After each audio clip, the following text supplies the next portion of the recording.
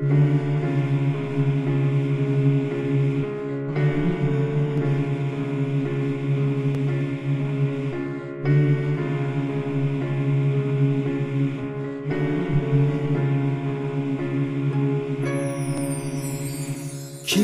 dünyandan keçti özünü tanımak için, sense dünyadan göçtün üreyde yaşamak için.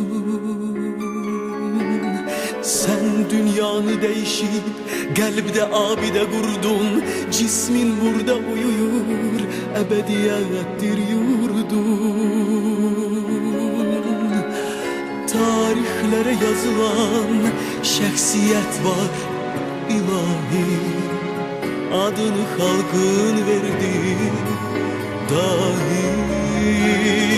Tarihlere yazılan şəxsiyyət var ilahi, adını halkın verdi dahi.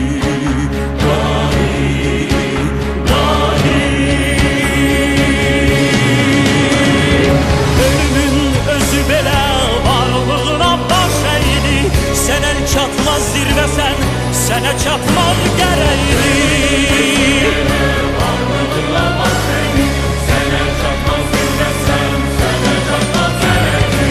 Ölümün özü belə varlığına baş əydi, sənə çatmaz zirvəsən, sənə çatmaq gərəkdi. Tarixlərə yazılan şəxsiyyət var ilahi, adını halkın